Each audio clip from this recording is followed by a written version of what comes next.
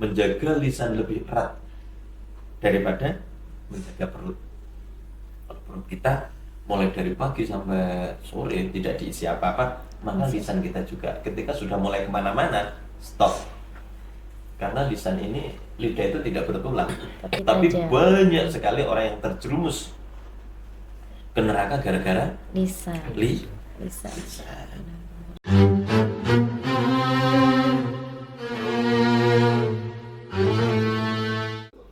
Assalamualaikum warahmatullahi wabarakatuh. Kembali bersama kami di obrolan Marwah Madrasah Ramadan Istimewa.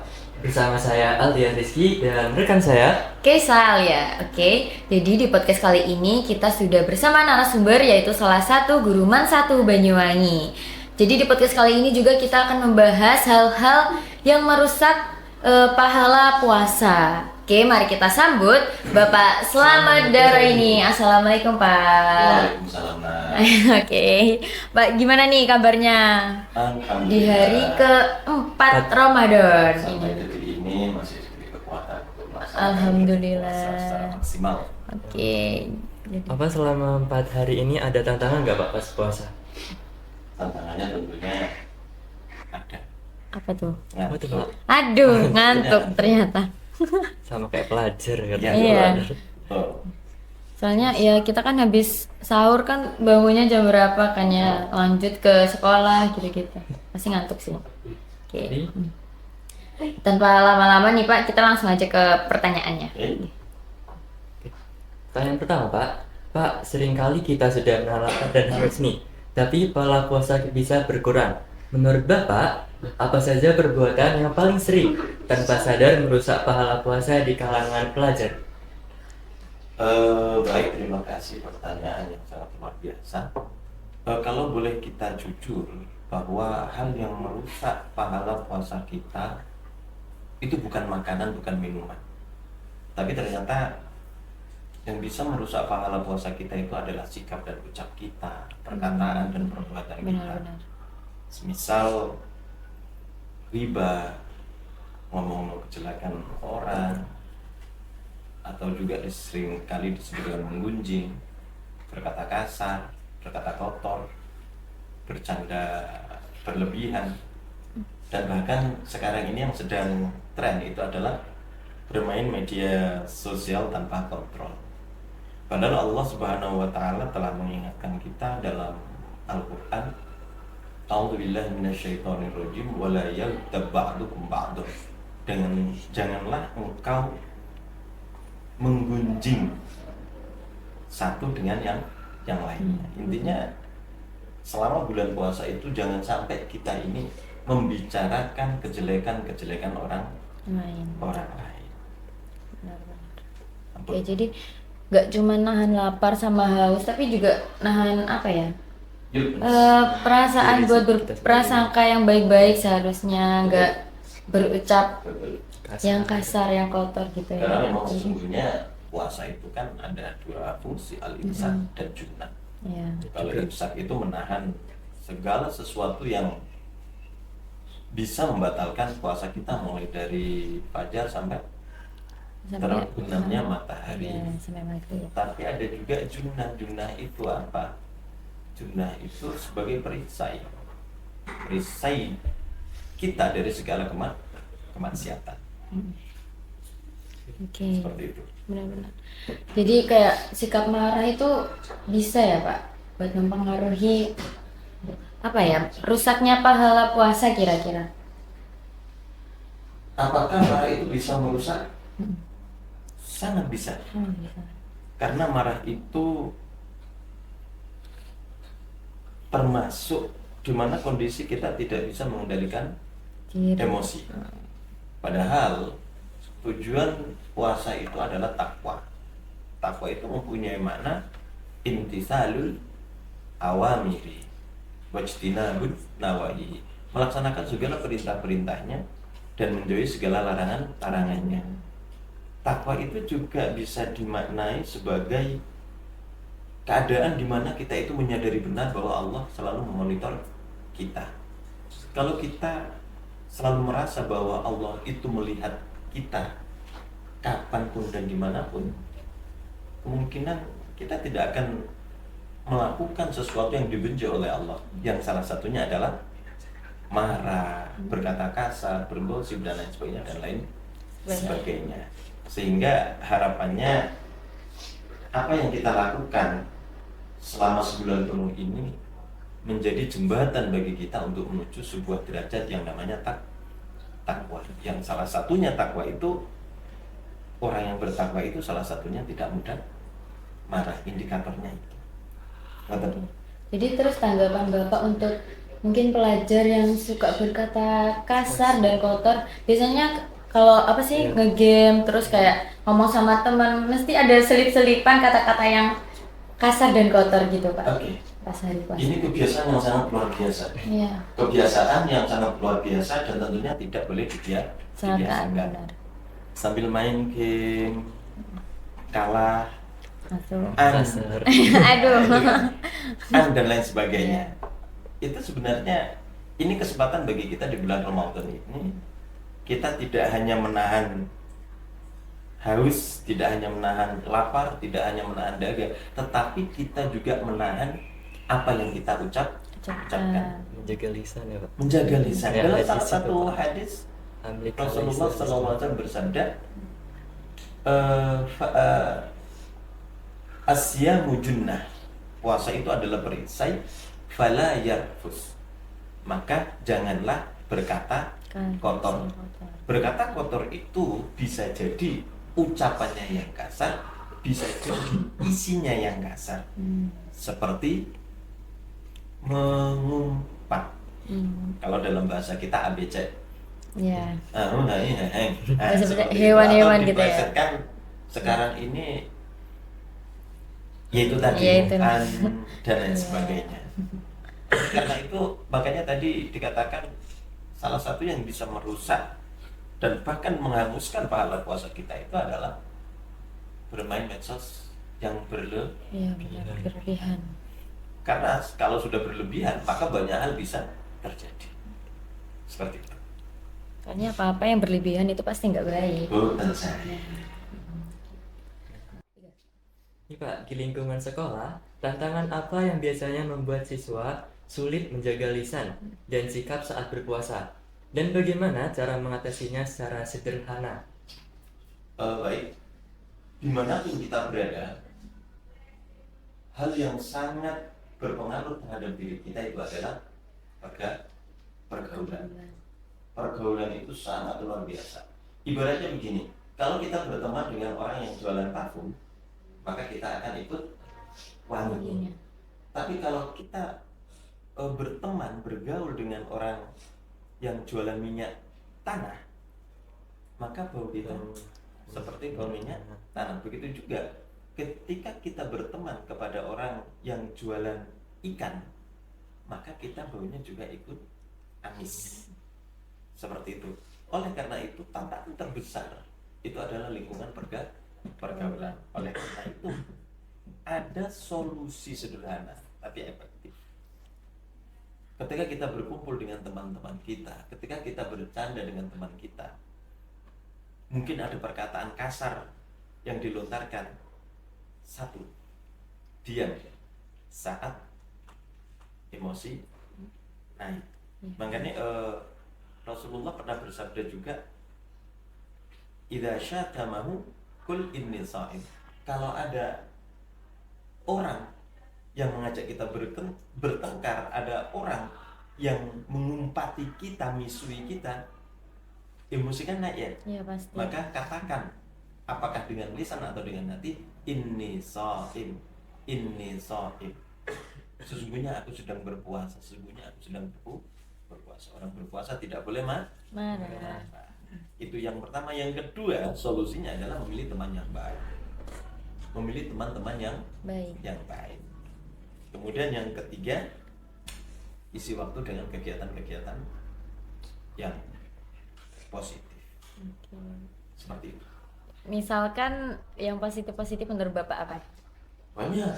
Apalagi di bulan-bulan Ramadan kayak gini, di beberapa tempat banyak sekali kajian, termasuk di madrasah kita ada ada pondok pondok Ramadan Ramadan, dan lain benar. sebagainya mungkin nanti banyak giat, termasuk di jurnalis ini juga termasuk Hal positif. positif. Alhamdulillah. Dengan kegiatan seperti ini Iya. otomatis kita akan dipaksa dengan jadwal yang rutin, itu mendisiplinkan kita. Kita belajar untuk disiplin, apalagi terus ada podcast, nanti ada kultum.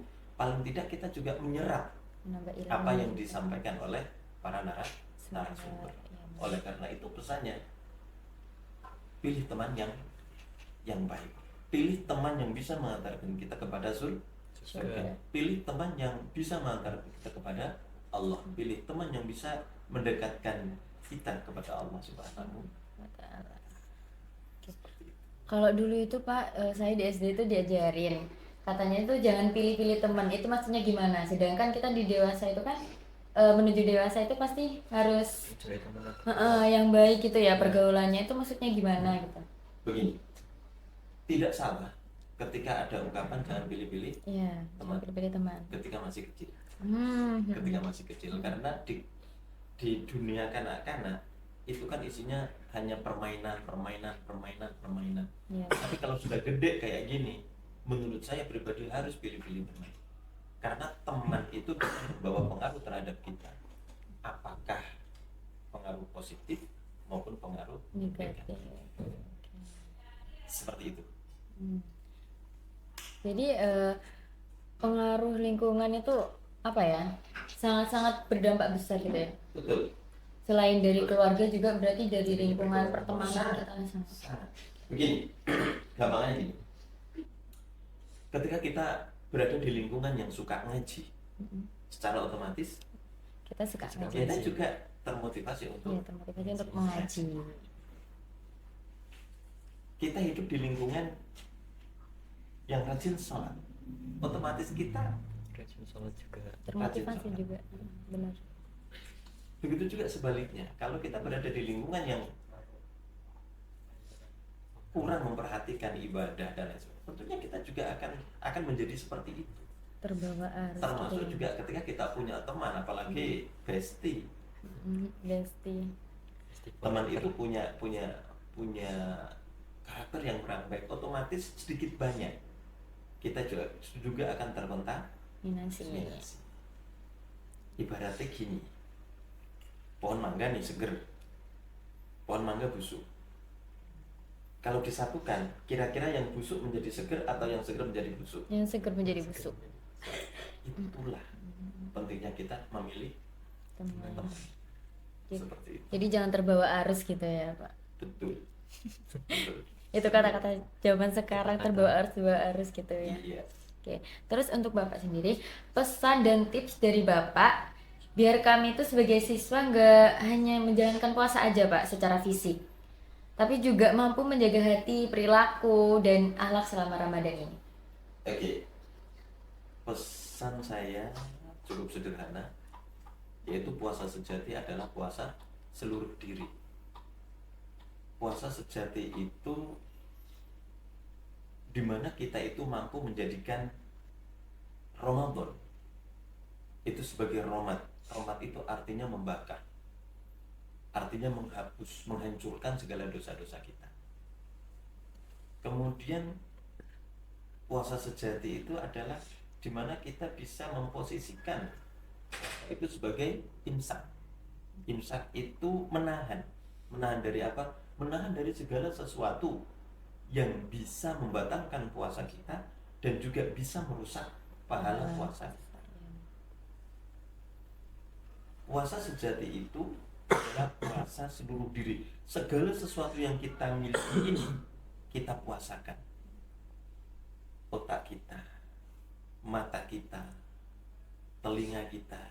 Ini kan semuanya, semua lubang yang kita miliki ini bisa menjadi sumber dosa. Dan dosa-dosa yang kita lakukan itu bisa mengurangi pahala puasa kita. Rasulullah pernah bersabda, Bismillahirrahmanirrahim, kam min sha'imin laisa lahu min siyamihi illal ju' wal atas. Seberapa banyak orang yang berpuasa akan tetapi dia itu tidak mendapatkan pahala sedikit pun dari puasanya kecuali hanya rasa lapar dan haus dan dahaga. Karena apa? Yang puasa itu hanya perutnya saja, tapi otaknya masih kemana-mana, matanya masih melihat yang enggak, telinganya juga masih mendengarkan, suka mendengarkan gosip-gosip. Dan ini bahaya. Kadang-kadang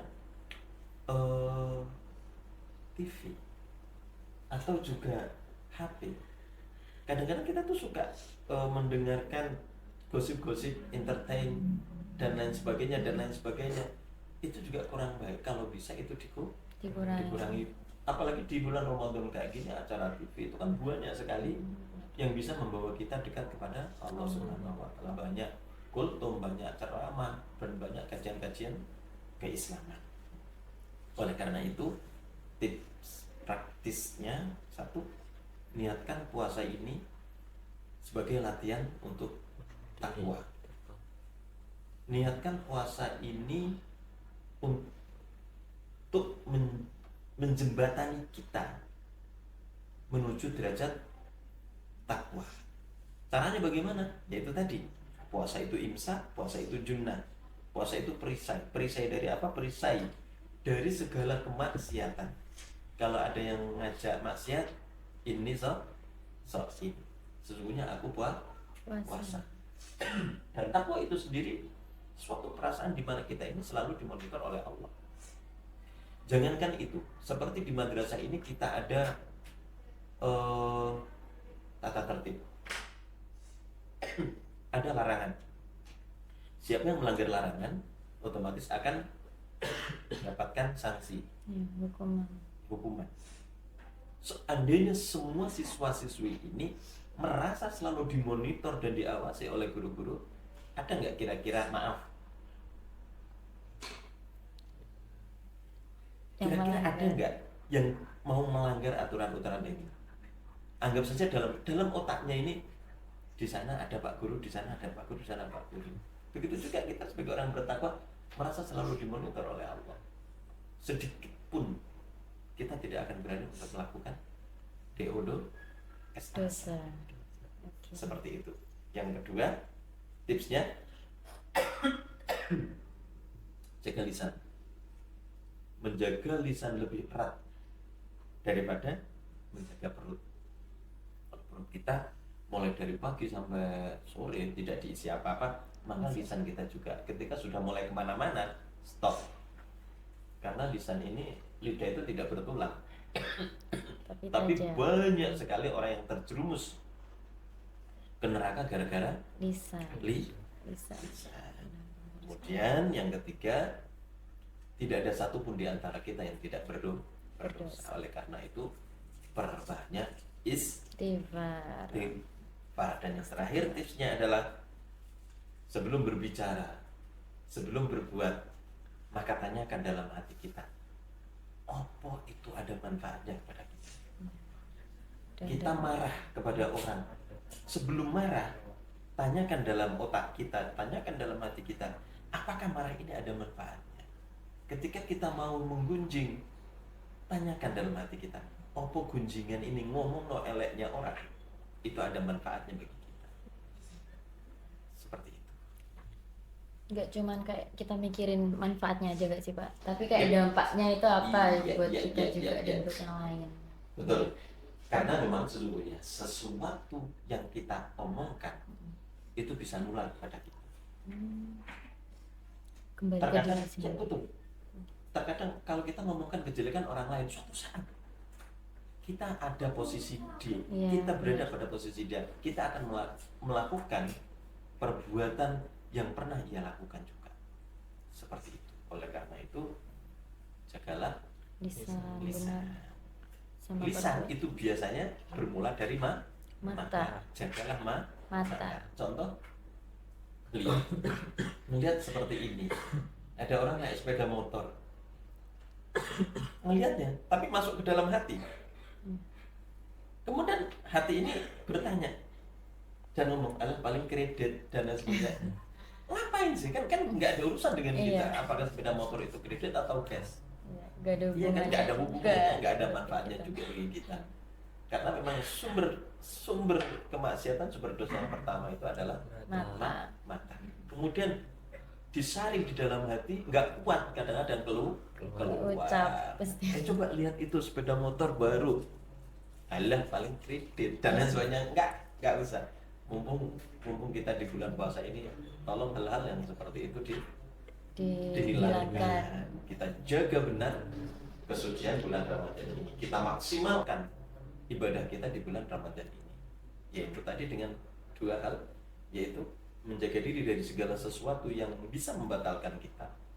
Nggak makan minum dengan sengaja. Karena apa? Karena puasa itu asyamu li. Allah berfirman seperti itu. Asyamu li, puasa itu milikku. Wa ana ajzi bihi, dan aku yang akan memberikan balasannya. Jadi puasa itu dimonitor langsung oleh Allah Subhanahu wa Ta'ala. Walaupun dari di rumah, ketika malam-malam menjelang subuh sebelum imsak kita sahur, berangkat sekolah, kan sepanjang perjalanan nggak ada yang tahu. Ketika kita ke WC nggak ada yang tahu. Tapi Allah tahu, apa kita gelogok air di jeding ataupun tidak, atau bahkan dari di jalan mampir untuk beli apem dan sebagainya, mumpung istirahat sekolah kemudian icip-icip, kan nggak ada yang tahu. Ya, tapi benar. Allah Allah tahu. Perasaan dimonitor oleh Allah, itulah yang harus kita tanamkan, bahwa Allah itu maha tahu, maha mengetahui, maha melihat dan maha mendengar apapun yang kita ucapkan, bahkan apa yang ada dalam hati kita itu Allah tahu. Allah tahu. Puasa inilah kesempatan bagi kita, dengan harapan semoga kita menjadi orang-orang yang bertakwa. Amin. Allahumma.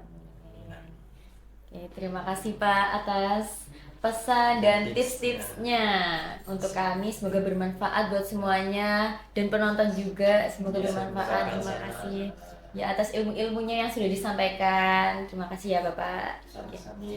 Mungkin cukup sekian obrolan kami pada hari ini. Jangan lupa like, comment, share, dan subscribe. Wassalamualaikum warahmatullahi wabarakatuh.